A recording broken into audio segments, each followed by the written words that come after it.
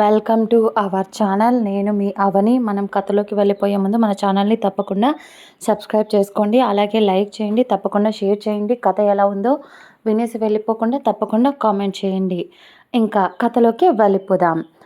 America మొగుడు కొత్త కథ మరియు పూర్తి కథ.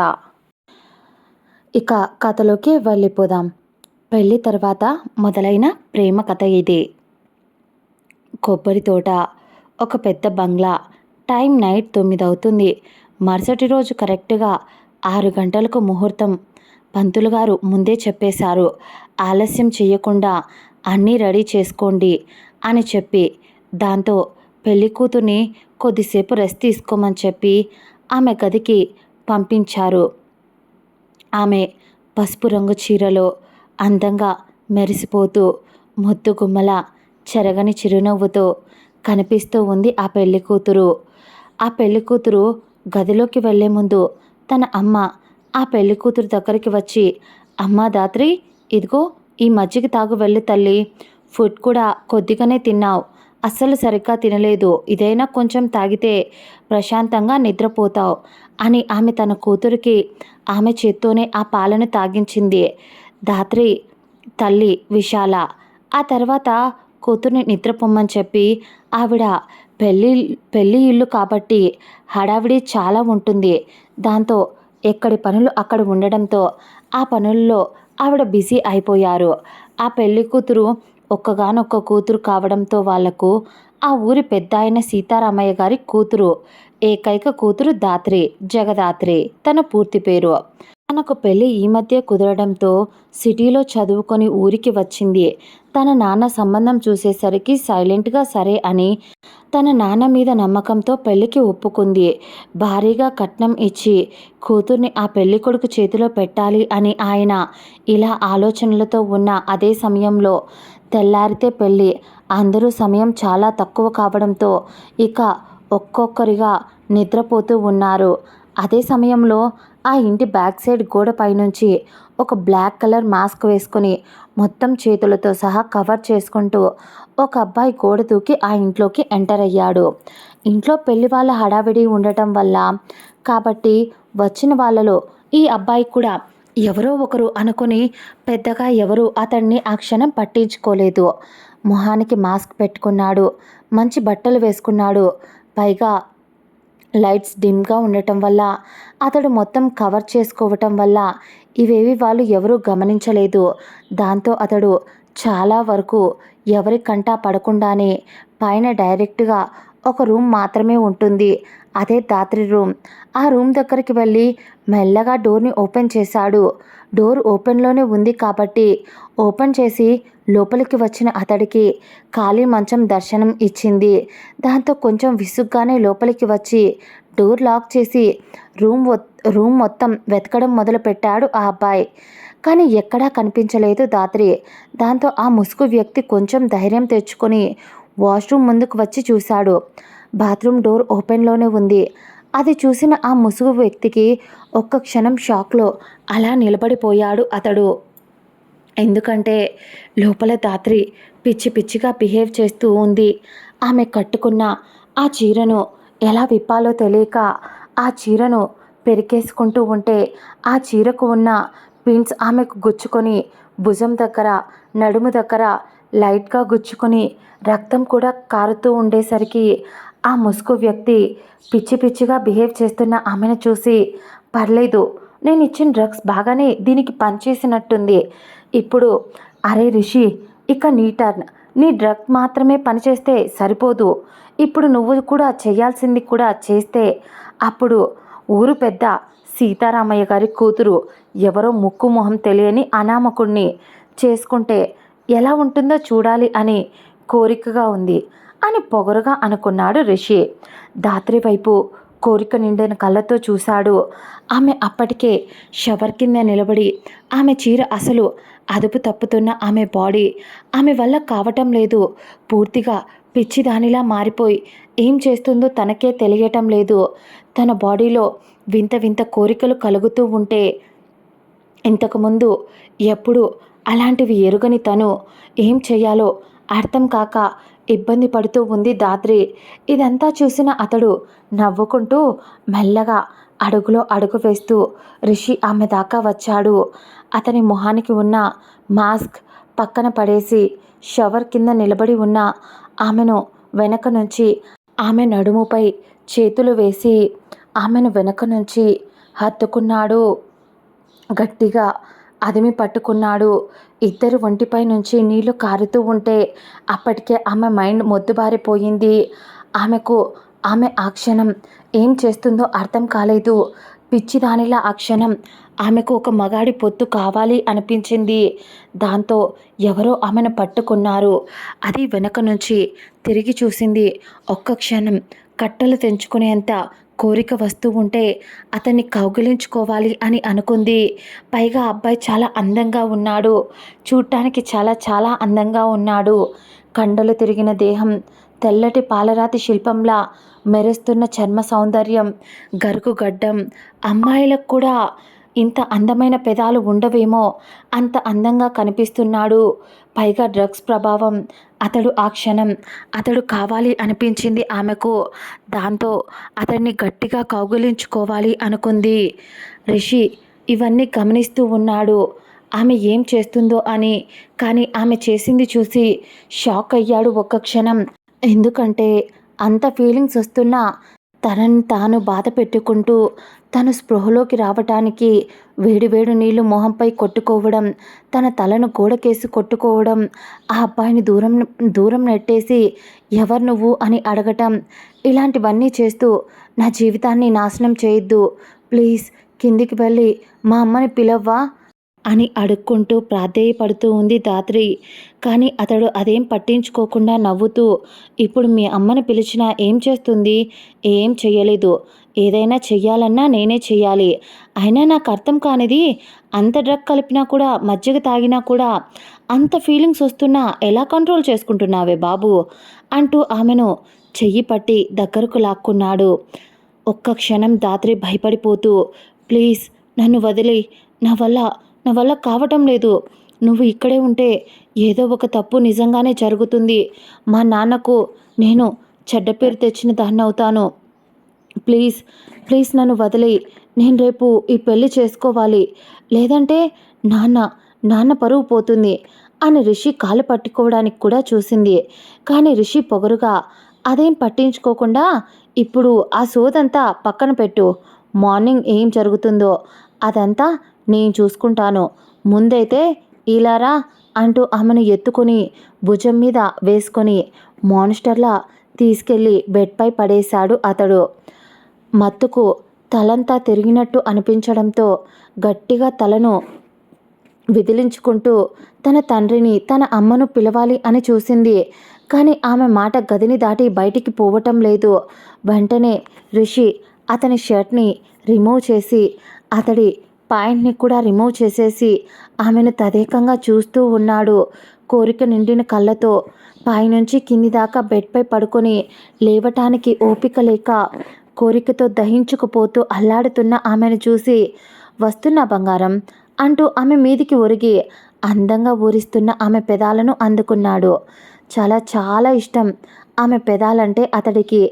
ఆమెను మొదటిసారి చూసిన క్షణం గుర్తు వచ్చింది. అందుకే గాఢంగా ఆమె పెదాలను ముద్దు పెట్టుకొని, ఈ క్షణం కోసం ఎంత వెయిట్ చేశానో తెలుసా? మార్నింగ్ ఏం జరిగినా కూడా నీ చెయ్యి అయితే వదలనే.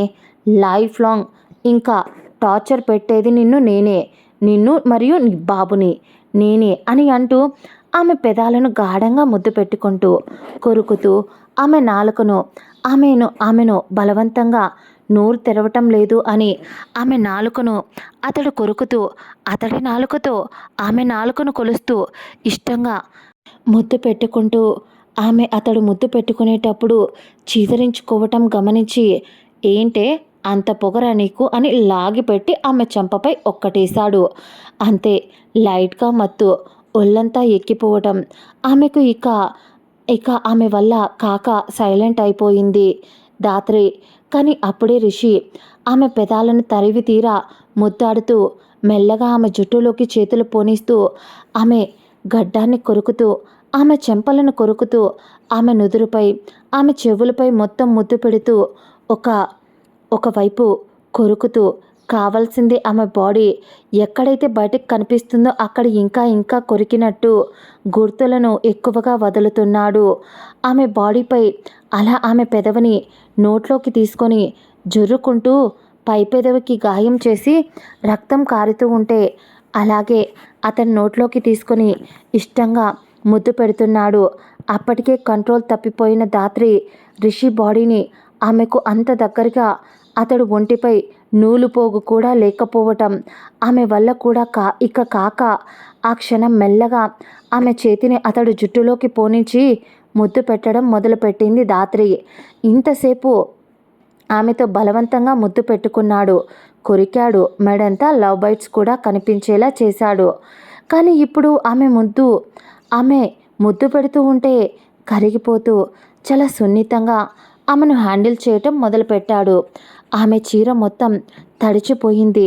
అందులో నుంచి అందంగా ఊరిస్తున్న ఆమె నడుమును ఒక చేత్తో నలిపేస్తూ ఆమెను జుట్టులోకి చేతులు పోనించడం ఇంకా అతడిని రెచ్చగొడుతూ ఉంటే ఆమె చీరను ఆమె ఒంటి నుంచి వేరు చేసి ఆమె బ్లౌజ్ని పక్కకి పడేసి ఫీలింగ్స్తో రెట్టింపు అయిన ఆమె ఎద ఉచ్ఛ్వాస నిశ్వాసల మధ్య పోటీ పడుతున్నట్టు అనిపించడంతో అతని చేతులతో ఆమె ఎదను నలుపుతూ ఒత్తుతూ ఆమె ఎదను నోట్లోకి తీసుకొని కొరికేస్తూ జుర్రుకుంటూ అతడి వేళ్లతో ఆమె ఎద కొసలను పట్టి లాగుతూ నోట్లోకి తీసుకొని అమృతంలా సేవిస్తూ ఉంటే ఆమె గట్టిగా అరుస్తూ నా వల్ల కావటం లేదు అని అంది.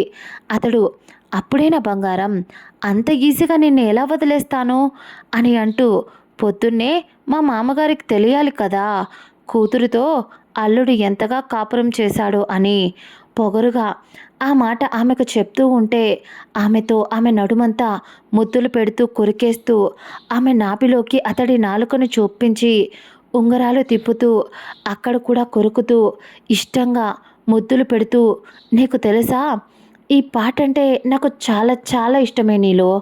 నేను ఇంతవరకు అబ్రాడ్లో ఒక అమ్మాయిని కూడా ఇలాంటి యాంగిల్లో చూడలేదు. అలాంటిది ఇక్కడికి వచ్చాక నాటుకోడిలా భలే కనిపించావే నాకు. ఆ లంగా ఓణీలో నిన్ను చూసిన మొదటి క్షణం నేను నీ మొహం కాకుండా ఈ పాటని మాత్రమే ఎక్కువగా చూశాను అన్నాడు రిషి ఆమె నడుంపై ముద్దు పెడుతూనే. అయినా ఇంద్రధనుసులా లైట్గా వంపు తిరిగిన నడుము, ఆ నడుముకు చిన్న సైజ్ గొలుసు ఉండేసరికి దాన్ని అతని నోటితో తీసి పక్కన పెడుతూ ఉంటే ఆమె మెల్లగా మూలుగుతూ ఉంది. అప్పుడే రిషి ఆమె అరికాలు ముద్దు పెట్టుకుంటూ ఆమె వేళ్ళు కొరుకుతూ ఆమె కాళ్ళంతా అతడే ముద్దులు పెట్టుకుంటూ ఆమె తొడలంతా ముద్దులు పెట్టుకుంటూ ఆమె ఆడతనంలోకి ముద్దులు పెట్టుకుంటూ అక్కడ కూడా కొరుకుతూ ఆమెకు పిచ్చెక్కిపోవడం మొదలుపెట్టింది.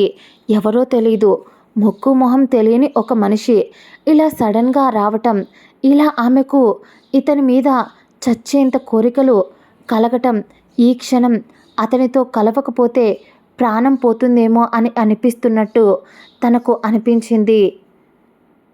చాలాసేపు అతడి నాలుక ఆమె ఆడతనంలోకి పోనించి ఆమెను ఇంకా తన వల్ల కాక నా వల్ల కాదు అని అతన్ని వెనక్కి నెట్టాలి అని చూసిన ఆమెను అతడు వినకుండా ఇంకా ఇంకా ఆమెను సంతృప్తి పరుస్తూ ఉంటే ఆమె అతడిని నెట్టి నెట్టి అలసిపోయింది.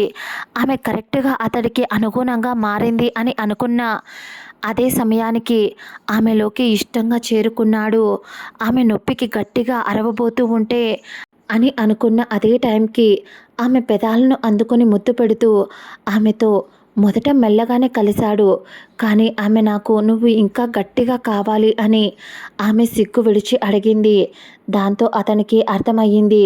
గట్టిగా ఆమెలోకి ప్రవేశిస్తూ ఒకవైపు ఆమె ఎదతో ఆటలాడుతూ ఆమె ఎద కొసలను అతడు చూపుడు వేళ్ల మధ్య రాపిడి కలిగిస్తూ నువ్వు ఇంత అందంగా ఎలా ఉన్నావే, నా కోసమే కన్నాడనుకుంటా నీ బాబు అని ఆమెతో చాలా స్పీడ్గా కలుస్తూ ఉన్నాడు.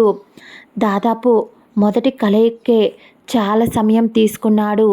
ఇద్దరూ చాలాసేపు అతను ఆమెలో కలుస్తూ ఆమెను అతడు పైకి ఎత్తుకొని కలుస్తూ ఆమె ఇష్టంగా అతన్ని ముద్దులు పెట్టుకుంటూ అతడు ఒళ్ళంతా కొరికేస్తూ ఆమె గోర్లతో అతడి ఒంటిపై గాయాలు చేస్తూ ఆమెకు ఫీలింగ్స్ హైలో ఉండటం వల్ల ఆమె తడబడుతున్నప్పుడు అతడు సాయం చేస్తూ ఇష్టంగా ఇద్దరూ కలుస్తూ దాదాపు తెల్లవారి 3 గంటల వరకు ఇద్దరూ కలుస్తూనే ఉన్నారు. అప్పటికే ఆమె మత్తు దిగిపోవడంతో స్పృహ తప్పి అతడి మీదే నిద్రపోయింది. అప్పటికి కూడా అతడి వల్లే కాక ఇద్దరు ఇంటిమేట్ పొజిషన్లో ఆమె మీద అతడు పడుకొని ఇద్దరూ అలాగే అలసిపోయి ఒకరి కౌగిల్లో ఒకరు సేద తీరుతూ ఉన్నారు. రిషి మాత్రం మరుసటి రోజు జరగబోయే గొడవకు అతడు ఎలా రియాక్ట్ అవ్వాలి అని ప్రిపేర్ అవుతూ ఉన్నాడు రిషి. అప్పుడే జస్ట్ అలా 1 గంట రెస్ట్ తీసుకున్నారో లేదో కరెక్ట్గా 4:30కు అలా వచ్చి ఆ రూమ్ డోర్ ఎవరో దబా దబా అని బాదుతూ ఉన్నారు. కానీ మజ్జిగ తాగి మత్తుగా పడుకొని ఉంది ధాత్రి. ఆ సౌండ్ వినిపిస్తున్న రిషి ఒక ఈవిల్ స్మైల్తో నవ్వుతూ ధాత్రిని చూస్తూ ఆమె పెదాలను ముద్దు పెట్టుకుంటూ అలాగే ఉండిపోయాడు రిషి. వాళ్ళిద్దరిపై బాడీ దాకా దుప్పటి కప్పుకొని ఇద్దరు వంటిపై నూలు పోగు కూడా లేదు. కానీ ఇద్దరు ప్రతి ఒక్క బాడీ పార్ట్ మరి ఒకరికొకరికి టచ్ అయ్యేలా ఇష్టంగా పడుకొని ఉన్నారు. ఎంతసేపటికి ధాత్రి డోర్ తీయకపోయేసరికి ఆ రూమ్ డోర్ని దబాదబామని బాధేస్తూ ఇక మగవాళ్ళు కూడా వచ్చి గట్టిగా తోసేసరికి ఒక అర్ధగంటకు ఆ రూమ్ డోర్ ఓపెన్ అయ్యింది. అక్కడ ఉన్న దృశ్యం చూసి అందరూ షాక్ అయి అలా నిలబడిపోయారు. ధాత్రి నాన్న సీతారామయ్య గారు మరియు అక్కడే ఉన్న విశాల గారు మరియు ధాత్రి నానమ్మ సులోచన గారు భయంగా ధాత్రి మరొక అబ్బాయి బెడ్ పైన ఇద్దరూ అలా దుప్పట్లో ఉండటం చూసి కొంచెం షాక్ అయ్యి నిర్ఘాంతపోయి గది బయటే అందరినీ ఆపేశారు. అప్పుడే సులోచన గారు అందరినీ పోయి కిందికి చావండి, నేను చూసుకుంటాను పైన అని చెప్పి అందరినీ కిందికి నెట్టేసి ఆవిడ లోపలికి వచ్చి గది తలుపులు వేసి ఎవర్రా అది అని అంటూ వచ్చి ధాత్రిపై పడుకొని ఉన్న రిషిని తట్టి లేపింది. మన రిషి ఆల్రెడీ మెలకువతోనే ఉన్నాడు. కానీ కావాల్సింది అప్పుడే నిద్ర లేచినట్టు మెల్లగా లేచి ఆమె మీద నుంచి లేచి హే ఎవరది, అసలే నైట్ అంతా బాగా అలసిపోయాను, ఎలా నిద్ర లేపకూడదు అని కూడా తెలియదా, ఇలా లేపడానికి కామన్ సెన్స్ లేదా అని అరవడం మొదలుపెట్టాడు ఒళ్ళు విరుస్తూ రిషి. కానీ సులోచన గారు ఎవరా నువ్వు, మా ఇంటికే వచ్చి మా పిల్లతోనే ఇలా ఉంటావా అని ఆవిడ చేతి కర్రతో అతడి భుజంపై ఒక్కటేసింది. దాంతో మన రిషి బాబు ఓయ్ ముసల్దానా, ఎవరో నువ్వు నాకు తెలియదు, కొట్టావనుకో చూసావు కదా నన్ను, ఇక్కడి నుంచి ఆ కిటికీలో నుంచి బయటికి తోసి చంపి పాడేస్తాను అన్నాడు. దాంతో సులోచన గారు భయంగా సచ్చినోడా ఎవరా నువ్వు, మా పిల్ల జీవితాన్ని నాశనం చేసి చచ్చావు కదరా అని తిడుతూ ధాత్రి ఒసే ధాత్రి లేవవే అని ఆవిడ అరుస్తూ ఉంటే రిషి నడుము దాకా ఉన్న అతడు దుప్పటిని ఒసే ముసల్దానా అలా అటువైపు మల్లుకో, నాకు పక్కనోళ్ళు దగ్గర ఇలా బట్టలు లేకుండా షో ఆఫ్ చేయడం అంటే మహా చెడ్డ చిరాకు అని అతడు అంటుంటే సులోచన గారు ఇలా పెళ్లి కుదిరిన అమ్మాయి పక్కన పడుకోవడం మాత్రం సప్పెత్తేనా అబ్బాయి అని ఆవిడ అప్పటికే రిషి కటౌట్కి భయపడుతూ అడుగుతూ ఉంటే అదేమీ పట్టించుకొని రిషి లేచి అప్పటికే సులోచన గారు అటువైపు మల్లుకోవడంతో అతని ప్యాంట్ తీసుకొని ఆ తర్వాత అతని షర్ట్ కూడా వేసుకుంటూ కేవలం పైన 2 బటన్స్ ఓపెన్లో పెట్టి మిగతావి పెట్టుకుంటూ ఇప్పుడు చెప్పే ముసల్దానా అన్నాడు. అంతే సులోచన గారు కోపంగా ఆవిడ కర్రతో కన్నీళ్లతో దాని జీవితం నాశనం చేసేసావు కదరా, ఎవరా నువ్వు, చంపేస్తా నిన్ను అని అంటూ ధాత్రి లేవవే, ఏం చేసావురా దాన్ని, అది ఎందుకు స్పృహలో లేదు అని ఆవిడ కంగారుగా మళ్ళీ అడుగుతూ ఉంటే దానికి రిషి సిగ్గుపడుతూ నీ వయసు ఎంతే అని అడిగాడు. ఆవిడ కోపంగా బాధగా నా వయసుతో నీకెందుకురా వెధవా అనేసరికి మరి లేకపోతే కొంచెం రాత్రి ఇద్దరం కొంచెం ఎక్కువగా డీప్గా క్లోజ్ అయ్యాం బంగారం, దాంతో ఇలా అని అంటూ అది స్పృహ తప్పింది అన్నట్టు చూపించాడు ఆవిడకు. ఆవిడ కంగారుగా ధాత్రి దగ్గరికి వచ్చి చూసేసరికి తన ఒంటిపై కూడా బట్టలు లేవు. ఎంతైనా మనవరాలు కదా, అలా చూడలేకపోయింది. చిన్నప్పటి నుంచి గారాబంగా పెంచుకున్న పిల్ల ఇలా ఇంకొక గంటలో పెళ్ళి అనగా ఎవడో ఇలా ముక్కు మొహం తెలియని వెధవ ఇలా గదిలోకి వచ్చి ఇలా చేయటం తప్పు కదా అని ఆవిడ బాధగా, ధాత్రి తల్లి లేమ్మా అంటూ సులోచన గారు కబోర్డ్ దగ్గరికి వెళ్ళి కబోర్డ్లో నుంచి చేతికి దొరికిన ఒక లూజ్ డ్రెస్ ఉండేసరికి దాన్ని తెచ్చి ధాత్రికి తొడగపోయింది. కానీ రిషి ఆవిడ వైపు వెటకారంగా చూస్తూ, ఒసే ముసల్దానా, అది ఇలా ఇవ్వు, నాకు దాన్ని ఎవడైనా టచ్ చేస్తే నాకు నచ్చదు, ముందు నువ్వు బయటికి పో అన్నాడు సులోచన గారిని. దాంతో సులోచన గారు కోపంగా, నిన్ను చంపేస్తాడ్రా నా కొడుకు, నువ్వు కనుక బయటికి వస్తే అని ఆవిడ అంటుంటే దానికి రిషి నవ్వుతూ, అవును, ఇక్కడ నీ కొడుకు చంపుతూ ఉంటే ఇక్కడ ఎవడు చావడానికి సిద్ధంగా ఉన్నాం, మరి ముందు తీ పక్కకి అంటూ అతడే ఆ డ్రెస్ని ధాత్రి ఏదో చిన్న పిల్ల అయినట్టు తనకు బట్టలు తొడిగి, ఇప్పుడు చెప్పు ఏం చెప్తావో దానికి అన్నాడు. సులోచన గారి వైపు చూస్తూ పక్కనే ఉన్న నీళ్ళ మగ్గు తీసుకొని ఇంకా స్పృహలోకి రాని ధాత్రి మొహంపై సులోచన గారు కొట్టేసరికి ఉలిక్కి పడి లేచి కూర్చుంది ధాత్రి. రిషి మాత్రం అక్కడే కాలు మీద కాలు వేసుకొని ఆరామ్స్గా కూర్చొని ఉన్నాడు. రిషి ధాత్రి లేచి పక్కన ఉన్న తన నానమ్మను చూసి గట్టిగా ఆవిడను హత్తుకొని ఏడుస్తూ, నానమ్మ నానమ్మ, వాడెవరో నాకు నిజంగా తెలియదు నానమ్మ, నా జీవితాన్ని రాత్రి నాశనం చేశాడు అంటూ ధాత్రి అన్నీ గుర్తుకు తెచ్చుకొని ఏడవడం మొదలుపెట్టింది. ఆవిడ ప్రేమగా ధాత్రి తల నిమురుతూ, ఏడవద్దురా, ఆల్రెడీ నీ జీవితం నాశనం చేసేశాడు వీడు, కిందికి రా, మీ నాన్న వాడిని చంపి పాడేస్తాడ్రా తల్లి, నువ్వు కిందికి వెళ్దాం అని మెల్లగా ధాత్రిని కిందికి మంచం మీద నుంచి పైనుంచి దింపి తను నడవలేక తన అడుగు తడబడుతూ ఉంటే సులోచన గారు తన్ని పట్టుకొని బయటికి తీసుకొచ్చారు. అక్కడ ఆ గది బయట కొద్ది దూరంలో అందరూ డిస్కషన్ పెట్టుకున్నారు. ఇంకా ఎందుకు వీళ్ళు లోపల నుంచి రావటం లేదు అని ధాత్రి బయటికి వచ్చేసరికి తన నాన్న కోపంగా ధాత్రి చెంపపై లాగి పెట్టి ఒక్కటేశాడు.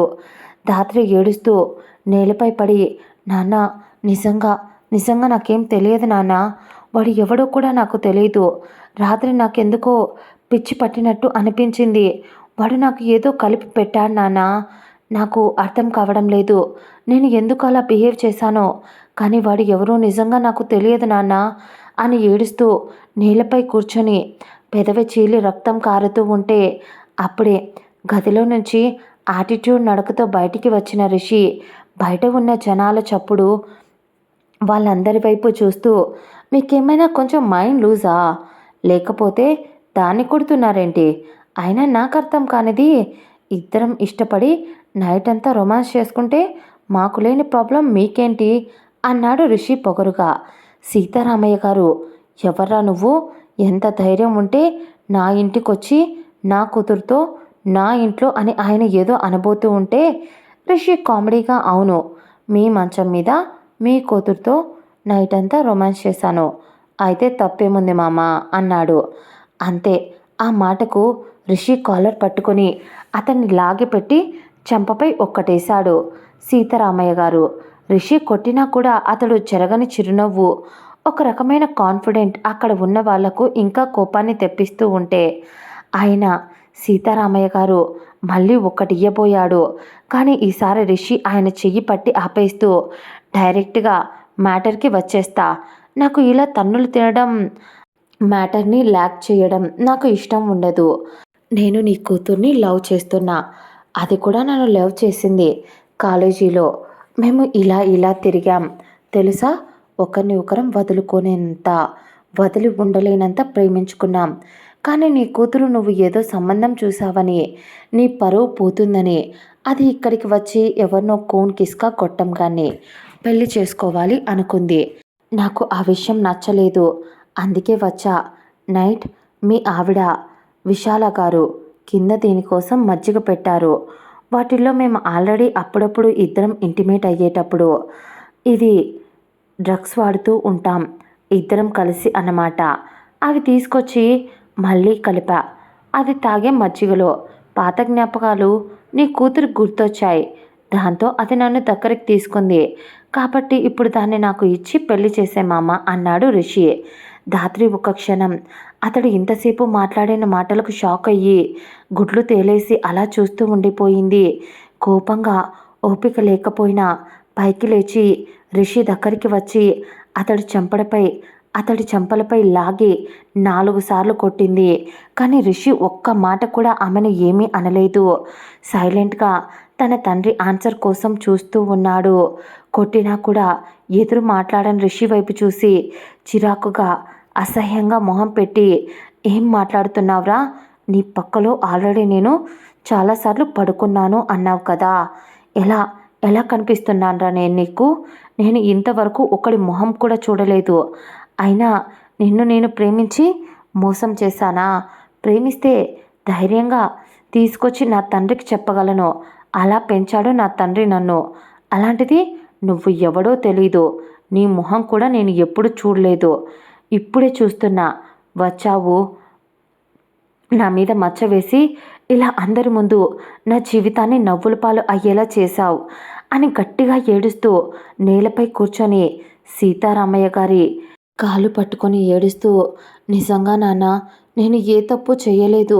నీ కూతురు నిప్పులానే పెరిగింది.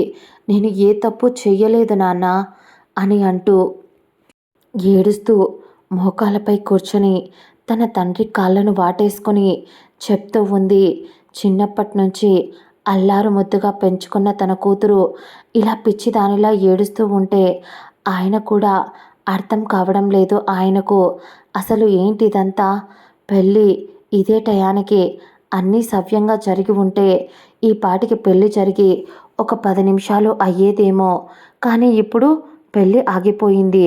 ఇలా కూతురు చెప్పేది నమ్మాలా, లేక ఇంకెవడో ముక్కు మొహం తెలియని వీడి మాట వినాలా?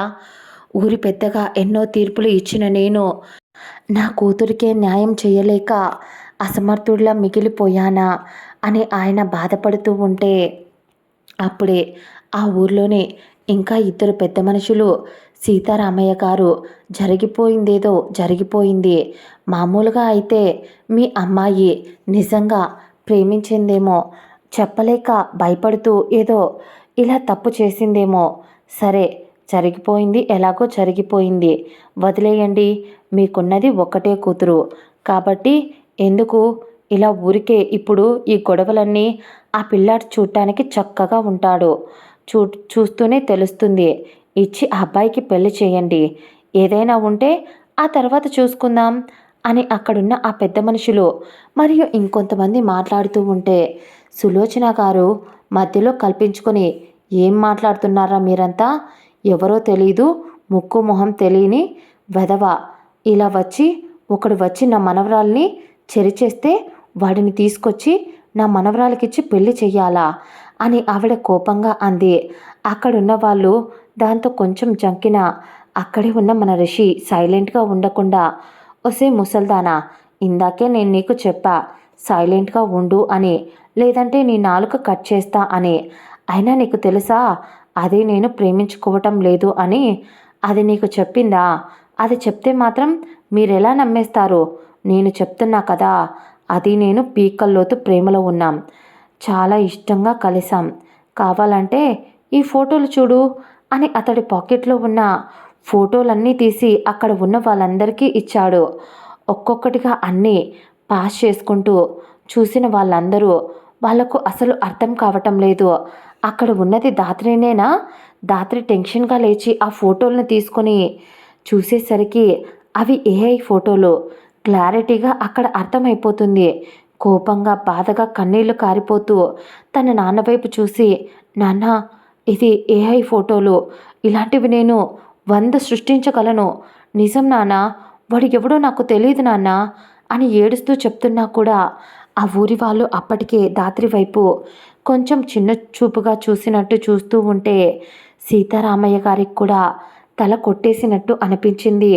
ఒక్కటే ఒక్క మాట, నువ్వు అతన్ని ప్రేమించి ఉంటే నాకు చెప్పాల్సింది కదరా అని ఆయన అనేసరికి సైలెంట్గా ధాత్రి ఏం మాట్లాడలేక అలాగే ఉండిపోయింది. ఆ తర్వాత ధాత్రి ఏదో గుర్తుకు వచ్చి రిషి దగ్గరికి వెళ్ళి అతని షర్ట్ కాలర్ పట్టుకొని, ఇందాక ఏమన్నావురా? నేను నీతో ఇంతకు ముందే 4-5 సార్లు నీ పక్కలెక్కాను అని చెప్పావు కదా. సరే, అప్పుడు నీ పక్కన పడుకుంటే ఇప్పుడు నా వర్జినిటీ ఎలా పోతుందిరా అని అంటూ ఆమె లోపలికి వెళ్ళి బెడ్పై వేసి ఉంచిన దుప్పటిని తెచ్చి అందరికీ చూపించింది సిగ్గు విడిచి. కానీ రిషి ఆమె దుప్పటి తేవడం చూసి అతడు కావాల్సిందే అక్కడి ఉన్న కుంకుమ మరియు పూలన్నీ అలా ప్లేట్లో పెట్టి ఉంటే ఆమె వస్తూ ఉన్నప్పుడే అతడికి అవి కాలితో జరుపుతూ పైన టేబుల్ పై నుంచి ఆ దుప్పటిపై పడేలా చేశాడు. ఒక్క క్షణం అక్కడున్న వాళ్ళు కూడా షాక్ అయి అలా చూస్తూ ఉండిపోయారు. ఉన్న సాక్ష్యం కూడా పోయింది. ఇక తనకు మైండ్ పనిచేయటం లేదు. జీవితాంతరం ఈ ముద్ర తన జీవితానికి ఒక మాయని మచ్చగా ఉండిపోతుంది. ఇక ఆమెకు చావు మాత్రమే దారి అని అనుకుని మనసులో ఆమె గదిలోకి వెళ్ళటానికి ఫోర్స్గా వెళ్ళబోయింది. కానీ అక్కడ ఉన్న రిషి ఎక్కడికే వెళ్ళేది అని అంటూ పక్కనే కిందికి తీసుకెళ్లడం కోసం కొబ్బరికాయ, దానిపై తాలిబొట్టు, తలంబ్రాలు, పూలు అన్నీ అక్కడ ప్లేట్స్లో ఆల్రెడీ సర్ది ఉంచడం చూసి అక్కడ ఉన్న ఆ తాలిబొట్టు తెచ్చి అక్కడ ఉన్న వాళ్ళు రెస్పాండ్ అయ్యేలోపు ఆమె మెడలో తాలి కట్టేశాడు. అక్కడున్న వాళ్ళు షాక్ అయి అలా చూస్తుంటే, ఇప్పుడు మాకు పెళ్ళైపోయింది కాబట్టి ఇప్పుడు చెప్తున్నా, ఎవడూ ఏం పీక్కోలేడు. కాబట్టి ఇందాక మీరు చూసినవన్నీ ఏ ఫోటోలే, దానికి నాకు ఏ సంబంధం లేదు. ఇన్ని రోజుల్లో తన వెంట నేనే తిరిగిన, అయినా కూడా అది నా వైపు ఐ కాంటాక్ట్ కూడా ఇవ్వలేదు అన్నాడు రిషి. అప్పటిదాకా అతను చెప్పింది నమ్మిన వాళ్ళు ఇప్పుడు చెప్తున్నది విని షాక్ అయ్యి అలా చూస్తూ ఉంటే, పిచ్చి మొద్దుల్లారా, పల్లెటూరు బైతులు ఏది చెప్పినా నమ్మేస్తారు అంటూ ఉంటే, ఏమనుకున్నా ఇదే సిచ్యువేషన్లో రేపు మీ ఇంట్లో ఆడపిల్లలకు వాళ్ళకు వస్తే అప్పుడు ఇక్కడున్నారు కదా ద గ్రేట్ సీతారామయ్య గారు, ఆయన మాత్రం అలా మీలా చెయ్యరు. మీ కూతురు వైపే స్టాండ్ తీసుకుంటారు ఆయన. కానీ మీరు వాళ్ళ కూతురు తప్పు చేసింది, వాళ్ళ కూతురు నిజంగానే ఎవరితో తిరిగింది అంటూ ఇంతసేపు ఇక్కడున్న స్టేట్మెంట్స్ అన్నీ పాస్ చేసేశారు కదా అని రిషి కొంచెం అసహ్యంగా వాళ్ళ వైపు చూసి, ఇక రావే, పెళ్ళైపోయింది, మళ్ళీ ఫస్ట్ నైట్ చేసుకుందాం అని ఆమె చెయ్యి పట్టుకొని తీసుకెళ్ళబోతూ ఉంటే ధాత్రి అతని చెయ్యి విసిరికొట్టి, ఎవర్రా నువ్వు? అసలు నా జీవితంలోకి ఏం చేయటానికి వచ్చి చచ్చావు? నువ్వు ఎవరో చెప్పకపోతే ఇక్కడికిక్కడే నా ప్రాణం తీసుకుంటాను అని అంటూ పక్కనే ఉన్న ఫ్రూట్స్ కట్ చేయడానికి పెట్టిన కత్తిని ఆమె గొంతు దగ్గర పెట్టుకునేసరికి రిషి సీతారామయ్య గారి వైపు చూసి, సీతారామయ్య గారు, ఇప్పుడు నేను మిమ్మల్ని మామ అని పిలవచ్చు అనుకుంటా కదా, నేను ఇప్పుడే అన్నీ చెప్పాలా? మీ కుటుంబం విషయం కుటుంబం వాళ్ళ మధ్య మాత్రమే ఉంటే బాగుంటుంది అనుకుంటా అని రిషి అంటూ ఉంటే సీతారామయ్య గారు అక్కడున్న వాళ్ళ వైపు ఒక చూపు చూసేసరికి వచ్చిన బంధువులు అందరూ వెళ్ళిపోయారు. రిషి మాత్రం కిందికి వచ్చి హాల్లో సోఫాలో కాలు మీద కాలు వేసుకొని దర్జాగా ఆరామ్స్గా కూర్చున్నాడు మన రిషి బాబు. అసలు వాళ్లకు అక్కడ ఏం జరుగుతుందో అర్థం కావడం లేదు. ఒక్క నిమిషం మేము ఇద్దరం ప్రేమించుకున్నాం అని చెప్పాడు. మరొక నిమిషం తాళి కట్టేసిన తర్వాత అది నన్ను ప్రేమించలేదు, నేను మాత్రమే ప్రేమించా అని మాట మారుస్తూ ఇప్పుడు చెప్తున్నాడు. ముందే చెప్తే ఎక్కడ పెళ్లి జరిపించమో అని అనుకున్నాడా అని ఇలా సీతారామయ్య గారు, సులోచన గారు, విశాల గారు ఆలోచిస్తూ ఉంటే అక్కడే నేలపై గోడకు అనుకుని ఏడుస్తూ ఉన్న ధాత్రి కనిపించింది వాళ్లకు. కింద సోఫాలో కాలు మీద కాలు వేసుకొని ఎవరికో కాల్ చేసి అప్పటికప్పుడు బట్టలు తెప్పించుకున్నాడు. పైగా ఎవరిని పట్టించుకోకుండా డైరెక్ట్గా ధాత్రి రూమ్లోకి వెళ్ళి ధాత్రి మరియు వాళ్ళ పేరెంట్స్ అంతా బయట అతడి వైపే చూస్తూ ఉన్నా కూడా రూమ్ బయట ఉండేసరికి అతడిదే ఇల్లు అయినట్టు అతడు చొరవగా వెళ్ళి స్నానం చేయటం, ఇవన్నీ చూసిన వాళ్ళు కొంచెం షాక్లో నిలబడిపోయారు. విశాల గారు కొంచెం భయపడుతూ, ఏంటండి ఇది? అతడు ఎవరు? నాకు తెలిసి ఇప్పుడు అతను చేసింది చూస్తుంటే ఎవరో కావాల్సిందే ఇదంతా ప్లాన్ చేసి అతను చేత చేయిస్తున్నారేమో అని అనిపిస్తుంది అని విశాల గారు అంటూ ఉంటే సులోచన గారు కల్పించుకొని, అప్పటిదాకా సైలెంట్గా ఉంటే కొంచెమైనా ఆలోచించు విశాల. వాడు చూస్తుంటే ఒకరికి భయపడి ఇదంతా చేసేలా కనిపిస్తున్నాడా? వాడి మాట తీరు చూడటానికి మనిషి బాగున్నాడు, కానీ బిహేవ్ చేసే విధానం కొంచెం మొండోడిలా మోటోడిలా కనిపిస్తున్నాడు. ఎవడో చెప్తే ఇలా చేయడం లేదు అని సులోచన గారు అంటుంటే విశాల గారు ఏడుస్తూ, మనం ఎవరికి ఏ అన్యాయం చేయలేదు కదా అత్తయ్య. ఊర్లో కూడా ఏదైనా గొడవలు ఉంటే ఆయన అటువైపు కూడా పోరు. ఇంట్లో ఆడపిల్ల ఉంది, గొడవలు పెట్టుకొని ప్రశాంతంగా బతకలేము అని ఎప్పుడూ చెప్తూ ఉండేవారు ఆయన.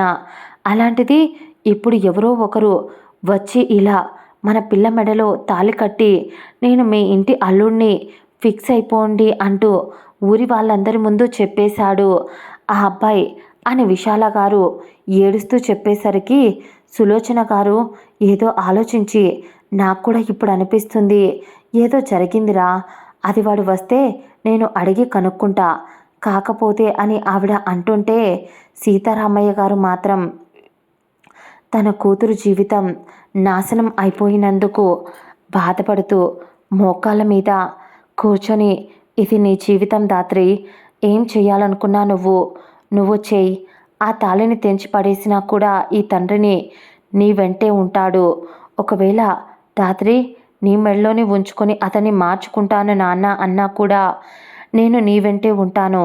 నిజమే, అతడు ఎవరో తెలీదు, ఎందుకు మన కోసం ఇక్కడి దాకా వచ్చి ఇదంతా చేశాడో తెలీదు, కానీ అతడిలో నాకు ఒకటి మాత్రం నచ్చింది దాత్రి అని ఆయన అనేసరికి దాత్రి అర్థం కానట్టు చూసింది ఆయన వైపు. నువ్వే అన్నావు కదా స్పృహలో లేని నిన్ను నీతో కలిశాడు అని. అలాంటివాడు నువ్వు లేవకముందే వెళ్ళిపోవచ్చు, కానీ వెళ్ళలేదు. ఇంకో విషయం, నిన్ను పెళ్లి చేసుకోవడం కోసం మొదట నువ్వు అతనితో పడుకున్నావని, ఇద్దరు ప్రేమించుకున్నారని మాత్రమే చెప్పాడు. నువ్వు తిరిగిపోతు దానివి అని, నువ్వు దిగజారిపోయిన దానివి అని ఎక్కడా కానీ నీ క్యారెక్టర్ గురించి ఒక్క తప్పుడు మాట కూడా అతడు నోరు జారలేదు. ఇంకో విషయం, నీ మెడలో తాళి కట్టిన మరుక్షణం నీ వైపు చూపించిన వేలు అన్నింటినీ అడ్డుగా నిలబడి కావాల్సిందే పెళ్లి చేసుకున్నా తను నేను ప్రేమించుకోలేదు, ఎవరూ అడ్డుపడుకోకూడదు అని ఇలా ప్లాన్ చేసి చేశాను అని ఇంతమంది నోరు మూయించి ఇంతమంది ముందు ధైర్యంగా చెప్పాడు వాడు. అక్కడ నచ్చాడు దాత్రి నాకు ఆ అబ్బాయి. ఇక అతడి గురించి డీటెయిల్స్ తెలుసుకుందాం. ఎవరిని అంత ఈజీగా మొదట్లోనే జడ్జ్ చేయకూడదు. సరే ఆలోచిద్దాం, తర్వాత ఒక నిర్ణయానికి వద్దాం అన్నాడు ఆయన. ఆ తర్వాత ఆయన అప్పటికే లేట్ అవ్వడంతో కిందికి వచ్చి పెళ్లి కోసం చేసిన ఏర్పాట్లు అన్నింటికీ ఆయన ఎవరికి వాళ్లకు, వంట వాళ్లకు, డెకరేషన్ వాళ్లకు అలా అందరికీ డబ్బులు ఇచ్చేసి పంపించేశారు. ఆ తర్వాత వచ్చిన ఊరి వాళ్ళకు కూడా సైలెంట్గా ఉండకుండా ఒక్కొక్క మాట అనుకుంటూ ఉంటే వాళ్ళ నోరు మోయించి సులోచన గారు వాళ్ళని ఇంటికి పంపించేశారు. అందంగా అలంకరించిన కొబ్బరి తోటలో పెళ్లి కోసం ముస్తాబు చేయించారు ఆ ఇంటిని. బాధగా సీతారామయ్య గారు ఆ ఇంటిని చూస్తూ వెంటనే ఎటో ఎందుకు ఆ దేవుడు మా కుటుంబంతో ఇలా ఆడుకుంటున్నాడు, ఆడపిల్లలు మా ఇంటికి అచ్చురారా? అచ్చు లేదేమో, మా ఇంట్లో పుట్టిన ప్రతి ఆడపిల్ల కన్నీళ్లతో వాళ్ళ జీవితాన్ని మొదలు పెట్టాల్సి వస్తుంది. అలాగే ఒకప్పుడు నా చెల్లి, ఇప్పుడు నా కూతురు పెళ్లి చేసుకొని వెళ్ళాలంటేనే భయం వేస్తుంది. అన్నయ్య అన్న నా చెల్లెల్ని ఒప్పించిన తర్వాత పెళ్లి చేసుకొని వెళ్ళిన తను నెల రోజులకే చచ్చిపోయింది అని శవం కళ్ళ ముందు వచ్చి పడటానికి నెల రోజులు కూడా సమయం పట్టలేదు. అవన్నీ ఆయనకు గుర్తు వచ్చేసరికి బాధపడుతూ ఇంట్లోకి వచ్చాడు. అప్పటికే రిషి స్నానం చేసి తల తుడుచుకుంటూ ఎవరితోనో ఫోన్లో ఇంకో 1 వీక్ ఆ తర్వాత వచ్చేస్తా అని కాల్ కట్ చేశాడు. అప్పటికే అక్కడికి వచ్చిన సీతారామయ్య గారు మరియు సులోచన గారు ఇద్దరు రిషికి చెరువు వైపు నిలబడి, బాబు నువ్వు చేసింది తప్పైనా కూడా బాబు నిన్ను ఇలా నిల్చోబెట్టి మాట్లాడుతున్నామంటే అది మా మంచితనం. మా మంచితనాన్ని చేతగానితనంగా తీసుకోకుండా నిన్ను ఒక్క మాట అడుగుతున్నాం, స్ట్రైట్‌గా అడుగుతున్నాం. మీ కుటుంబం ఎవరు? మీరు మా వల్ల ఏదైనా నష్టపోయారా? నువ్వు మాట్లాడిన మాటలు, చేసిన పనులు ఇవన్నీ చూస్తుంటే ఖచ్చితంగా మా మీద ఏదో పగ పెట్టుకొని నువ్వు ఇక్కడి దాకా వచ్చావు అని మాకు అనిపిస్తుంది అని ఆయన అనేసరికి సులోచన గారు కూడా అవును, నీ మాట తీరు అలాగే ఉంది. ఇంతకు ఎవరబ్బాయి నువ్వు అని ఆవిడ కూడా కొంచెం కోపంగానే అడిగింది. కొంచెం గట్టిగా అడిగింది. దానికి రిషి గట్టిగా నవ్వుతూ అయినా మీ ఇంటి ఆడపిల్ల ఇలా తనకు జరిగింది అని బాధపడుతున్నారా అని అడిగాడు. బాధ ఎలా లేకుండా పోతుందబ్బాయి? ఖచ్చితంగా బాధ అయితే ఉంటుంది కదా. తను నా కూతురు అని సీతారామయ్య గారు, సులోచన గారు తను నా మనవరాలు అని అంటుంటే రిషి నవ్వుతూ హో అవునా, మనవరాలు కూతురు వాళ్ళిద్దరి దగ్గరికి వచ్చేసరికి మీకు ప్రేమ కారిపోతుందా? హో ఎందుకంటే మర్చిపోయాను, మీకు ఒక్కటే కూతురు కదా సీతారామయ్య గారు అన్నాడు రిషి పొగరుగా నవ్వుతూ. సీతారామయ్య గారు అర్థం కాక చూస్తుంటే అప్పుడే రిషి మరి మీ కూతురు బాధపడుతుంటే అంత బాధేస్తుందే మీకు? మరి అక్కడ నా తల్లిని దేశం కాని దేశంలో ఎవడో గొట్టంగాడికిచ్చి పెళ్లి చేసి పంపించారు కదా, అక్కడ ఆవిడ ఎన్ని కష్టాలు పడిందో ఒక్కసారైనా ఫోన్ చేసి కనుక్కున్నారా? ఇన్ని సంవత్సరాల్లో చచ్చిందో బతికిందో కూడా పట్టించుకోలేదు మీరు అని రిషి అంటుంటే వాళ్ళు అర్థం కానట్టు నీ తల్ల ఎవరు అని అడిగాడు సీతారామయ్య గారు మరియు సులోచన గారు. రిషి పొగరుగా నవ్వుతూ మీ కూతురు కౌశల్య, ఏ కూతురైతే పెళ్లి చేసి మీరు వదిలించుకున్నారో ఆ కూతుర్నే. ఆవిడ ఒక్కగానొక్క కొడుకు నేను ఆవిడ ఎంత బాధలు పడిందో, ఎంత నరకం అనుభవించిందో అన్నీ ఆవిడ చెప్తుంటే కళ్ళారా వింటూ ఆవిడతో పాటు ఆవిడ కష్టాలతో నేను కూడా సావాసం చేస్తూ పెరిగాను అని రిషి చెప్తుంటే సులోచన గారు కన్నీళ్లతో నాన్నా నువ్వు నాకు కౌశల్య కొడుకువారా, నా కౌశల్య కొడుకువా అని అంటూ ఆవిడ ముందుకు వచ్చి రిషిని అతడి 2 చెంపలపై చేతులు వేసి ఈ విషయం ముందే చెప్పి ఉంటే ముందే వచ్చి ఎందుకు చెప్పలేదురా అని ఆవిడ రిషిని తాకుతూ నుదురుపై ప్రేమగా ముద్దు పెట్టి నీలో నాకు కౌశల్య పోలికలు చాలా వరకు కనిపిస్తూ ఉన్నాయి అని ఆవిడ సంతోషంగా చెప్తూ ఉంటే ఆవిడ చేతులను విదిలించి ఏంటి తమరి కూతురు అంటే ప్రేమ లేదు కానీ ఆవిడ కన్నా కొడుకంటే ఇప్పటికిప్పుడు భలే ప్రేమ వచ్చేసింది. హో మర్చిపోయా, తమర గారాలు పట్టే అయిన దాత్రి గారు ఆవిడ మెడలో నేను తాళి కట్టాను కదా, అందుకోసం అని చెప్పా ఈ డ్రామాలు అని అతడు అంటుంటే సులోచన గారు ఆశ్చర్యంగా చూస్తూ ఏం మాట్లాడుతున్నావురా? మీ అమ్మంటే మాకు ప్రేమ లేకపోవడం ఏంటి? మీ అమ్మంటే మా అందరికీ ప్రాణం. మీ అమ్మ చనిపోయింది అని మేము ఎంత ఏడ్చామో అని ఆవిడ చెప్తూ ఉంటే ఆవిడకు ఏదో గుర్తొచ్చి ఒక్క క్షణం నువ్వు నిజంగా నా కూతురు కౌశల్య కొడుకువేనా అని అంది. మళ్ళీ ఒక క్షణం ఆలోచిస్తూ రిషి ఆవిడ వైపు కోపంగా చూస్తూ నేను ఎవరికో పుట్టి అబద్ధం చెప్తూ మీ కూతురికి పుట్టాను అని చెప్పే అంత దౌర్భాగ్యం నాకు ఇంకా కలగలేదు అని రిషి ధీటుగా సమాధానం ఇచ్చాడు. కానీ సులోచన గారు నాకు తెలిసి తన పెళ్ళై నెల రోజులకే తను చనిపోయింది, మరి నువ్వెలా పుట్టావురా, అసలు ఎవరు నువ్వు అని గట్టిగా నిలదీసి అడిగింది. సులోచన గారు రిషి ఏంటి మాట మార్చి తప్పించుకోవడానికి కళ్ళబుల్లి కబుర్లు చెప్తున్నారా అన్నాడు కొంచెం కోపంగా. ఆవిడ మా కూతురు విషయంలో మేము అబద్ధం చెప్పనవసరం లేదు. మా కూతురు పెళ్ళైన ఒక నెల రోజులకే అమెరికా నుంచి మాకు ఫోన్ వచ్చింది. వాళ్ళు ఏం చెప్పారు అంటే మొగుడు పెళ్ళాం ఇద్దరు ఎక్కడికో కలిసి కారులో వెళ్తూ ఉంటే యాక్సిడెంట్ అయ్యిందంట. అప్పుడు నా కూతురు కౌశల్య మరియు తన భర్త రవి ఇద్దరు స్పాట్లోనే చనిపోయారు అని చెప్పి న్యూస్ మాకు పోలీసులు చెప్పారు. అలాగే మీ నాన్న రవి బాడీని వాళ్ళ పేరెంట్స్కి అప్పగించి మాకు కౌశల్య బాడీని అప్పగించారు అనేసరికి రిషికి ఫ్యూజులు ఎగిరిపోయాయి. ఏం మాట్లాడుతున్నారు అని అంటూ కోపంగా మళ్ళీ ఏదో గుర్తొచ్చి సరే మీరు చెప్పింది నిజమైతే నాకు ఖచ్చితంగా ఈ విషయాలు తెలుస్తాయి అని అంటూ అప్పటికప్పుడు ఎవరికో కాల్ చేసి ఇలా కొన్ని సంవత్సరాల ముందు అబ్రాడ్ నుంచి కొన్ని 2 బాడీస్ని పలానా ఇంటికి తీసుకొచ్చారు, ఆ డీటెయిల్స్ అన్నీ కనుక్కోమని చెప్పి రిషి చెప్పి కాల్ కట్ చేశాడు. ఆ తర్వాత అప్పుడే సులోచన గారు మాట్లాడుతూ, అయినా నా కూతురు మీద మాకు ప్రేమ లేకపోవడం ఏంటి నీకు తెలుసా? అప్పట్లోనే వీడి సంతోషాల్ని కూడా కాదనుకుని తన చెల్లిని అమెరికాలో ఉండబోతుంది కాబట్టి అక్కడ తనకు ఏమీ తక్కువ కాకూడదు అని తన అత్తమామలతో తన భర్తతో మాట్లాడి అప్పట్లోనే భూములు, తనకు కావాల్సిన బంగారం, తనకు కావాల్సిన వస్తువులు ప్రతి ఒక్కటి బట్టలతో సహా అన్నీ తీసి పంపించాడు నా కొడుకు సీతారామయ్య. వాడి దగ్గర తన చెల్లికి పెళ్లి చేసిన తర్వాత ఈ ఇల్లు తప్ప ఏమీ లేకుండా పోయింది. కానీ అన్నీ ఇచ్చేసి మళ్ళీ జీవితాన్ని ముందు నుంచి మొదలుపెట్టాడు నా కొడుకు. కూతురు పుట్టింది, మళ్ళీ అన్నీ కలిసి వచ్చాయి. అందుకే అదంటే మాకు అంత ప్రాణం.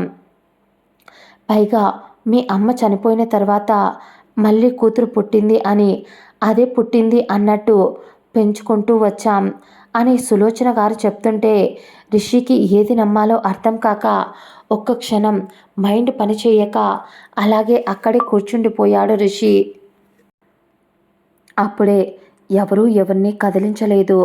దాదాపు ఒక 1/2 అవర్కి వీళ్ళు ఏవో ఆలోచించుకుంటూ ఉన్న అదే సమయంలో రిషికి ఫోన్ వచ్చింది. ఫోన్ లిఫ్ట్ చేసిన రిషికి రిషి, నువ్వు అన్నట్టు బాడీస్ ఇద్దరివి కాదు, ఒక్కరివే. అది కూడా ఎవరో అనాథ లేడీ. అప్పటికప్పుడు డబ్బులు కట్టి ఆ బాడీని ఇండియాకి పంపించారు. పైగా ఆ వ్యక్తి డీటెయిల్స్ కూడా ఏమీ లేవు అని అంటూ అటువైపు ఉన్న వ్యక్తి చెప్తూ ఉంటే రిషికి కొద్దిగా మ్యాటర్ అర్థమయ్యింది. అలాగే ఇప్పుడు ఉన్న ఫాదర్ రవి పేరెంట్స్ వాళ్ళ గురించి కూడా కనుక్కోమని అనేసరికి అది కూడా రిషి, ఎప్పుడో మీ నాన్న అబ్రాడ్ నుంచి ఇక్కడికి వచ్చి వేరే పెళ్లి చేసేసుకున్నాడు. వాళ్ళు ఉన్న ఊరు డీటెయిల్స్ అన్నీ మార్చేశాడు. వేరే ఊర్లో బిజినెస్ పెట్టుకొని అక్కడే సెటిల్ అయ్యాడు. మామూలుగా అయితే పేరు అన్నీ మార్చేశాడు కాబట్టి ఆయన గురించి ఏం కనుక్కోలేం. కానీ మీ నాన్న ఈ మధ్య బిజినెస్ పెట్టి బాగా ఇల్లీగల్ బిజినెస్లు ఎక్కువ చేస్తున్నాడంట. దాంతో సిబిఐ వాళ్ళు ఇన్వెస్టిగేట్ చేసి ఆయన ఫోటోని పేపర్లో వేశారు. దాంతో అక్కడ పట్టాను ఆ డీటెయిల్స్ అని అంటూ అటువైపు ఉన్న వ్యక్తి చెప్పేసరికి వాడిని కుక్కను కొట్టినట్టు కొట్టి నిజాన్ని బయటికి తెప్పించండి అని చెప్పి కాల్ కట్ చేశాడు రిషి. ఒక్క క్షణం సీతారామయ్య గారి వైపు చూసి లేచి రిషి అక్కడే ఆయన కూర్చుని ఉంటే చైర్ పైన కూర్చొని ఉన్న ఆయన ఉండేసరికి ఆయన ముందు మోకాలపై కూర్చొని, నాకు తొందరపాటుతనం ఎక్కువ మామయ్య, ఏదైనా బాధ కలిగితే ఖచ్చితంగా ఏం చేస్తానో నాకే తెలియదు ఆ క్షణం తొందరపాటుతనంతో. పైగా ఏం జరిగిందో నాకు కూడా మీలాగే తెలియదు. పసి మనసు, అమ్మ కష్టాన్ని ఈ కళ్ళతో చూశాను. ఎవరూ తన్ని పలకరించే దిక్కు లేదు. కేవలం మీరు తనకి పెళ్లి చేసి అక్కడ వదిలేశారు కాదు, వదిలించుకున్నారు అని అనుకున్నా. అమ్మ ఎక్కువగా నాతో మాట్లాడేది కాదు. ఏమైంది మా అని అడిగితే ఎప్పుడూ ఏదో లోకంలో ఉండేది. ఒంటరిగా 5 సంవత్సరాలు అలా ఒక 5 ఇయర్స్ అనుకుంటా నాకు. అప్పుడు అమ్మ ఉన్నట్టుండి ఆరోగ్యం బాగోలేక నేలపై పడిపోయింది. మీకు తెలుసా మామయ్య, మీరు ఎప్పుడైతే అమ్మకు యాక్సిడెంట్ జరిగింది అన్నారో అప్పుడు నిజంగానే అమ్మకు యాక్సిడెంట్ జరిగిందంట. కాకపోతే అమ్మను వాడు చంపాలి అని చెప్పి కావలసిందే ఆ యాక్సిడెంట్ చేశాడంట. ఆ తర్వాత సీసీ కెమెరాస్లో వాడు కావాల్సిందే యాక్సిడెంట్ చేశాడు అని అర్థమై వాడిని తీసుకెళ్ళి లోపల వేశారు పోలీసులు. కానీ అమ్మ చావు బ్రతుకుల మధ్య కొట్టుమిట్టాడుతూ ఉంది. వాళ్ళ ఫ్రెండ్స్ ఎవరో అక్కడ పోలీసులు ఉండటం వల్ల వాడిని బయటికి తీసుకొచ్చారు. ఆ తర్వాత అమ్మ ఎక్కడుంది అని వాడు కనుక్కున్నాడు. అమ్మ పలానా హాస్పిటల్లో ఉంది అని చెప్పి వాడు వచ్చేసరికి అమ్మకు అప్పటికే తలకు బాగా గాయమయ్యింది. చాలా పెద్ద దెబ్బ తగిలింది. దాంతో ట్రీట్మెంట్ జరుగుతున్న తనకు ఎందుకో తెలియదు ఆ క్షణం ఆ హాస్పిటల్ నుంచి అమ్మ పారిపోయి ఒక రోడ్పై పిచ్చిదానిలా వెళ్తూ ఉంటే ఎవరో కారులో అర్ధరాత్రి కారుకు అడ్డంగా వెళ్ళింది అని ఆ ఊరి వాళ్ళు కూడా కాదు, ఏదో మారుమూల మామూలుగా అమెరికాలో కూడా కొన్ని మారుమూల విలేజ్లు ఉంటాయి. అలాంటి పల్లెటూరి వాళ్ళు, ఒక ఓల్డ్ కపుల్ వాళ్ళు, దాంతో వాళ్ళకు కూడా పిల్లలు లేరు, ఒంటరిగా బ్రతుకుతున్నారు. అమ్మ అమాయకురాల్లా కనిపించింది. దాంతో వాళ్ళు అమ్మని వాళ్ళ ఇంటికి తీసుకెళ్ళి కన్న బిడ్డలా చూసుకోవటం మొదలుపెట్టారు వాళ్ళు. ఒక 3 నెలలకు అమ్మ కడుపుతో ఉంది అని తెలిసింది. కానీ ఆ విధవ ఏమయ్యాడో ఆ రోజు నుంచి ఈ రోజు వరకు నాకు కూడా తెలియదు మామయ్య. ఆ తర్వాత అమ్మ అక్కడే నన్ను కంది. అమ్మకు అప్పుడప్పుడు పాస్ట్లో జరిగిన అన్నీ అన్నీ గుర్తు వస్తూ ఉండేవి. కానీ వెంటనే మర్చిపోయేది. అప్పుడు ఆ పాస్ట్లో జరిగినవన్నీ తనని తీసుకొచ్చి పెంచుకుంటున్న ఆ ఓల్డేజ్ ఆ జంటకు పూసకొచ్చినట్టు మొత్తం చెప్పిందంట అమ్మ. వాడి దగ్గర చాలా టార్చర్ అనుభవించిందంట. అన్నం పెట్టేవాడు కాదంట, కొట్టేవాడంట, తిట్టేవాడంట. ఆస్తిని రాయించుకొని నడి రోడ్డుపై వదిలేయాలి అని ప్లాన్ చేసి మరీ అమ్మను పెళ్లి చేసుకున్నాడు. ఇలా చాలా మాట్లాడేవాడంట. అలా నన్ను అక్కడ ఉండి పెంచడం మొదలుపెట్టింది అమ్మ. రాను రాను ఆవిడ ఆరోగ్యం క్షీణిస్తూ ఉండేది. పసిపిల్లాన్ని మామయ్య నేను. అమ్మ ప్రేమను చిన్నప్పటి నుంచి ఆవిడ ప్రేమను దక్కించుకోలేకపోయా. ఎవరూ లేక అనాథలా మిగిలిపోయా. వాళ్ళు పాపం వయసులో చాలా పెద్దవాళ్ళు. దాంతో నా బాధ్యతను వాళ్ళు తీసుకోలేకపోయారు. కానీ నన్ను ఒక జంటకు అడాప్షన్కి ఇచ్చారు. అప్పటిదాకా కష్టాలు పడ్డ నేను వాళ్ళలో ఒకడిని అయ్యాను. వాళ్ళు కూడా మన ఇండియా వాళ్ళే. కానీ ప్రతి క్షణం నన్ను ఒక ముళ్ళుగా గుచ్చుతూ నాకు అమ్మ గతం వాళ్ళు నాకు ఊహ వచ్చిన తర్వాత కూడా చెప్పారు. మీ మీద కోపం వచ్చింది, మీరే కారణం మామ.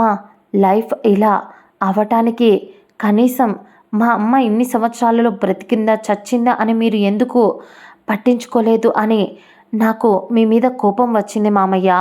దాంతోనే నేను ధాత్రిని అని అంటూ తప్పు చేశాను అని రిషి తల దించేశాడు. రిషి ఇదంతా చెప్తుంటే ఇదంతా వింటున్న సీతారామయ్య గారు మరియు సులోచన గారు, మీ అమ్మతో దిగిన ఫోటోలు ఏమైనా ఉన్నాయా నాన్న అని అడిగారు వాళ్ళు. దాంతో రిషి ఉన్నాయి అన్నట్టు తల ఊపి ఆవిడతో దిగిన 5 సంవత్సరాల పిల్లాడు అప్పుడు రిషి అన్ని ఫోటోలను చూపించి, కావాలంటే ఇవి ధాత్రికి చూపించండి, ఇవి ఏఐవి కాదు అన్నాడు. అతడి కళ్ళల్లో నిజాయితీ చూసిన వాళ్ళు ఏం మాట్లాడలేక బాధపడుతూ, వాళ్ళ ఇంటి ఆడపిల్ల దేశం కాని దేశంలో ఎన్ని కష్టాలు పడిందో తలుచుకుంటూ ఉంటే వాళ్ళకే బాధగా అనిపించింది. ఆ తర్వాత సులోచన గారు ఒక నిర్ణయానికి వచ్చిన దానిలా, ఒరే రాము, ఆ రవిగాడు ఎక్కడ ఉన్నాడో కనుక్కో అని ఆవిడ అంటుంటే రిషి లేచి, అవసరం లేదు అమ్మమ్మ, అతడు చేసిన పాపాలకు తగిన శిక్ష నేనే వేస్తాను అతడికి అనేసరికి ఆవిడ రిషిని దగ్గరికి తీసుకొని, చిన్నప్పటి నుంచి ఎన్నో కష్టాలను అనుభవించావు కదా నాన్న అని ఆవిడ అనేసరికి రిషి ఆవిడ వైపు చూసి, అమ్మమ్మ నిజమే, చిన్నప్పుడు అమ్మ ఉన్న సిచ్యువేషన్, అక్కడ ఎలా పెరిగానో కూడా నాకు గుర్తులేదు. కానీ ఆ ఓల్డ్ కపుల్ ఒక ఇండియన్ కపుల్కి దత్తత ఇచ్చారు. వాళ్ళు దాదాపు నాకు 20 ఇయర్స్ వచ్చేంత వరకు అక్కడ యుఎస్లో అక్కడే ఉన్నారు. కానీ వాళ్ళ పేరెంట్స్ పెట్టిన బిజినెస్ చూసుకోవటానికి వాళ్ళు కూడా ఇండియా వచ్చేశారు. కానీ నేను మాత్రం అక్కడే ఉండి చదువుకుంటూ ఉన్నా. అప్పుడప్పుడు అమ్మ నాన్నలతో కలిసి ఉండటం కోసం ఇండియాకి వచ్చి ఒక 1 వీక్ అలా ఉండి వాళ్ళతో ఉండేవాడిని. కానీ అనుకోకుండా నాకు అమ్మ డీటెయిల్స్ తెలిసాయి. పైగా అప్పుడే అని ఏదో చెప్పాలి అని ఇంకా ఆలోచిస్తూ ఉంటే, ఏమైంది నాన్న అని సీతారామయ్య గారు అడిగేసరికి రిషి ఒక్క క్షణం ఆలోచిస్తూ, నేను మీ డీటెయిల్స్ అన్నీ చూసి కోపంతో ఇక్కడికి వచ్చాను మామయ్య అని రిషి అదే కోపంతోనే, పాపం ఏ తప్పు చెయ్యని ధాత్రిని కూడా బాధ పెట్టాను, మిమ్మల్ని కూడా తప్పు చేశాను మామయ్య అని అంటూ, నన్ను క్షమించండి అంటూ రిషి ఆయన కాళ్ళను చుట్టేసేసరికి మేనల్లుడిని తనివి తీరా చూసుకుంటూ, మీ అమ్మ అంటే నాకు చాలా ఇష్టం రా. ఆ ఇష్టంతోనే అప్పుడు మా అమ్మ నాన్న ఎంత చెప్తున్నా కూడా వినకుండా అమెరికాలో సంబంధం చదువుకున్నాడు. నా చెల్లిని బాగా చూసుకుంటాడు. పైగా ఇది పల్లెటూరు, కట్టుబాట్లు ఊరు అంటూ సంతోషాలను ఇక్కడ చిదిమేస్తారు. దాంతో మీ అమ్మ బాగా డిగ్రీ దాకా ఆ కాలంలోనే చదువుకుంది నాన్న. అందుకోసమని చెప్పే చదువుకున్నవాడు అయితే తనని బాగా చూసుకుంటాడు అని చెప్పి వెతికి వెతికి మరి ఆ రవికి ఇచ్చి మీ అమ్మను పెళ్లి చేశాము. కానీ మీ అమ్మను అక్కడికి తీసుకెళ్ళి ముందు మీ అమ్మ పేరు మీద దాదాపు మేము చాలా అంటే 50 ఎకరాల భూమిని మీ అమ్మ పేరు మీద ఉంచిన దాన్ని, భూమి నగలు అలాగే సిటీలో ఒక స్థలం కూడా తాత సగం ఇల్లు అప్పటికే అది కట్టించేశాడు. కన్స్ట్రక్షన్ జరుగుతూ ఉంది. అది కూడా మీ అమ్మ పేరు మీద రాసి ఇచ్చేశారు. నేనే అవి అన్నీ ఇచ్చేయమని ఆ రోజు చెప్పాను. కానీ ఉన్నట్టుండి ఆ కాలంలో అప్పుడు పెద్దగా ఎవరికి ఫోన్లు కూడా లేవు రిషి. పైగా నాకు కూడా ఇంటి బాధ్యత, అమ్మ నాన్నని చూసుకోవాలి. పైగా మీ అమ్మకు పెళ్లి చేయటం వల్ల కొన్ని అప్పులు అయ్యాయి. దాంతో కొంచెం పని మీద ఉండటం వల్ల నేను కొంచెం మీ అమ్మ గురించి అప్పుడు కనుక్కోలేకపోయా. కానీ మీ అమ్మ వెళ్ళిన ఒక నెల వరకు నాకు కనీసం ఒక ఉత్తరం కూడా రాయకపోయేసరికి భయం వేసింది. చాలామందిని అడిగి కనుక్కుందాం అని. అయినా ఎవరి దగ్గర నుంచి ఎలాంటి ఆన్సర్ రాలేదు. అప్పుడే అక్కడ నా ఫ్రెండ్ ఒకడు ఉంటే వాడిని పట్టుకొని అక్కడే సెటిల్ అయ్యాడు వాడు. వాడికి ఉత్తరం రాసి నా చెల్లి ఎక్కడుందో కనుక్కోమని చెప్పి అడిగేసరికి ఖచ్చితంగా ఇందులో పోలీసులు హెల్ప్ తీసుకుంటే బెటర్ అనిపించి అప్పటికైనా దొరుకుతుందేమో అని చెప్పి వాడే వెళ్ళి కేసు పెట్టి మీ అమ్మ డీటెయిల్స్, మీ అమ్మ ఎక్కడుంది అని కనుక్కోవటానికి వెతకడం మొదలుపెట్టారు. అప్పుడు ఒకరోజు మీ అమ్మ బాడీ అని చెప్పి ఒక శవాన్ని పంపించారు. పెళ్ళయ్యి కాళ్ళకు పారానికి కూడా ఆరని నా చెల్లి ఒక నెలకి శవమై తిరిగి వస్తే తట్టుకోలేకపోయా రిషి.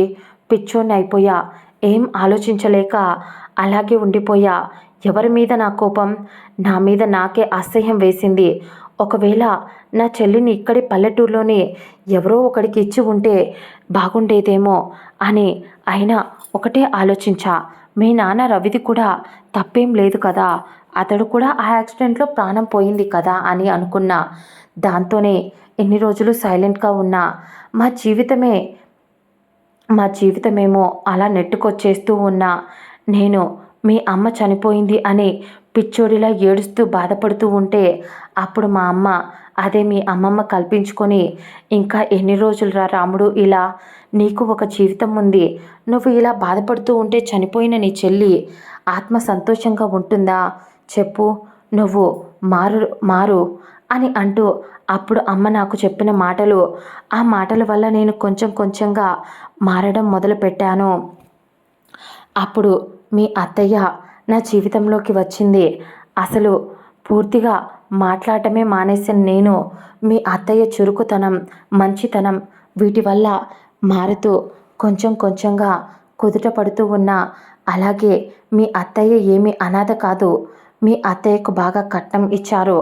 అదే డబ్బు పెట్టుబడిగా పెట్టి కొన్న భూములు, కొన్ని కష్టపడ్డా, వ్యవసాయం చేశా. అలా చేయటం వల్ల పోయినవన్నీ తిరిగి సంపాదించుకోవడం మొదలుపెట్టా. నేను ఒక దారిలో పడ్డాను అని అనుకునే అదే సమయానికి నా చెల్లి జ్ఞాపకాలు నన్ను మళ్ళీ కృంగతీస్తూ ఉన్న అదే టైంలో ధాత్రి మీ అత్తయ్య కడుపులో ఉంది అని నాకు అప్పుడే తెలిసింది. ఇక సంతోషంతో తట్టుకోలేకపోయా. తనే నాకు లోకం అయ్యింది. తనతో ఆడుకున్నా, అల్లరి చేసినా, ఏం చేసినా అన్నీ ధాత్రితోనే అన్నట్టు ఉన్నాను. తనని ఊర్లో ఉన్న వాళ్ళు సిటీకి పంపించి చదివించొద్దు అని అన్నా కూడా వినకుండా నేనే పంపించా. తనని చదివించా. అంతెందుకు, తనకు జాబ్ కూడా వచ్చింది అని ఆయన అంటూ ఉన్నప్పుడు అతడి కళ్ళల్లో ఏదో తెలియని వింత భావం రిషి కళ్ళల్లో తేలియాడుతూ ఉంది. అప్పుడే ధాత్రి కోపంగా అక్కడికి వచ్చి అక్కడ ఉన్న ఫ్లవర్ వాస్ నేలకు వేసి కొట్టి, నాన్న నాకు ఇతను వద్దు, వీడు ఎవడో కూడా నాకు తెలీదు, ఇలా వచ్చి ఇంట్లో అల్లుడుగా కూర్చుంటాను అంటే మీరు ఒప్పుకుంటారేమో, నేను ఒప్పుకోను. ఇందాక మీరే అన్నారు కదా, తాళి కట్టేశాడు కాబట్టి ఇతడితో ఉండు అని మీరు అడగను అని. నీకు ఇష్టం ఉంటేనే అతడితో ఉండు అని మీరు నాకు చెప్పారు. ఇప్పుడు చెప్తున్నా, నాకు ఇతడు వద్దు అని ధాత్రి కొంచెం గట్టిగా చెప్పింది. రిషి ఆమె చెప్పింది అంతా వింటూనే సైలెంట్గా ఉన్నాడు. అప్పుడే సులోచన గారు కల్పించుకొని, ధాత్రి నోరు ముయ్యవే చాలు కని, నోటికి ఎంత వస్తే అంత మాట్లాడుతున్నావు. అయినా నాకు అర్థం కానిది, సరే నీకు ఇష్టం లేదు, మరి అందరి ముందు తాళి కట్టాడు. ఆ తాళిని ఇప్పుడు ఏం చేస్తావు? పోయి ఊర్లెగుతావా? నోరు మూసుకొని ఇక్కడ కూర్చో, లేదా కాళ్ళు విరగొడతా చెప్తున్నా. అయినా వీడికేం తక్కువ? చూడటానికి రాజకుమారులా ఉన్నాడు. సరిపోతారు కాపురం చేయటానికి. ఇంతకన్నా ఇంకా మగాడిని నువ్వు తీసుకురాగలవా అని ఆవిడ తన మనవడిని పొగుడుతూ మాట్లాడుతూ ఉంటే ధాత్రి కంపరంగా మొహం పెట్టి, పిచ్చా నానమ్మ నీకు? అసలు ఏం మాట్లాడుతున్నావు? నీకు అర్థమవుతుందా? పొద్దుటి నుంచి నువ్వే అతన్ని తిట్టు తిట్టావు. ఇప్పటికిప్పుడు ఇలా ప్లేట్ ఫిరాయిస్తున్నావేంటే? అసలు నీకు తెలుసా వీడు ఎంత మాయలోడు? కాకపోతే అమ్మ నా కోసం తెచ్చే మజ్జిగలో వీడు డ్రగ్స్ కలుపుతాడు ఇంట్లోకి వచ్చి, అవి రాత్రంతా అని చెప్పలేక ఆమె ఇబ్బందిగా తల కిందికి దించేసింది. అక్కడే తన నాన్న ఉండటంతో సులోచన గారు మనవడి చెవి దగ్గరికి వచ్చి, ఒరే మనవడా, దాన్ని కొంచెం ఎక్కువగానే ఇబ్బంది పెట్టావా అని అడిగింది ఆవిడ. అంత లేదు అమ్మమ్మ, అదే నన్ను సారీ తను నన్ను ఇబ్బంది పెట్టింది. కావాలంటే ఇది చూడు అని అంటూ అతడు వేసుకున్న షర్ట్ కాలర్ని పక్కకి అనేసరికి అక్కడ అతడి ఛాతిపై పంటి గుర్తులు కనిపించాయి. ఒక్క క్షణం ధాత్రి తల కొట్టుకుంటూ, ముసల్దానా, ఇప్పుడు నీకు మేము ఎలా రొమాన్స్ చేసుకున్నామో అవన్నీ నీకు విడమర్చి చెప్పాలా? నోరు మూసుకొని పోవే అని అంది సులోచన గారు. ఒరే రాముడు, దీనికి నువ్వు ఇచ్చిన అలసే, దీన్ని 4 తన్ని లోపల కూర్చోబెట్టరా. ఆవిడ రాత్రి నుంచి బాగా కష్టపడి ఉంటావు కదా, నీకోసం నేతి అరిసెలు, రవ్వ లడ్డు, నీకోసం ఇంకా పిండి వంటలు చాలా రెడీగా ఉన్నాయి. పద నాన్న తిందువు అని చెప్పి రిషి చెయ్యి పట్టుకొని మరి ఆవిడ తీసుకెళ్ళింది. ఆవిడ అలా తీసుకువెళ్తూ ఉన్నప్పుడు రిషి వైపు కోపంగా చూస్తూ తన కాలిని నేలకేసి కొడుతూ వీడిని చంపేసేయాలి అని తిడుతూ ఆమె కళ్ళల్లో నీళ్లతో అతడి వైపు చూసింది. కానీ వెళుతున్న రిషి ఒకసారి వెనక్కి తిరిగి ఆమె వైపు సూటిగా చూసి కన్ను కొట్టాడు. అంతే, నోటి మీద చెయ్యి వేసుకొని, సచ్చినోడా, ఎన్ని నరకాలు పడుతున్నావురా నన్ను అని తిట్టుకుంది. అప్పుడే అక్కడున్న సీతారామయ్య గారు తన కూతురు ధాత్రి వైపు చూసి, ఏదేమైనా రిషి చేసింది తప్పే. ఎన్ని రోజులైనా మమ్మల్ని వెతుక్కుంటూ వచ్చాడని చెప్పి సంతోషించాలా, లేదా వచ్చి ఇలా ధాత్రి జీవితంలోకి బలవంతంగా వచ్చినందుకు బాధపడాలా?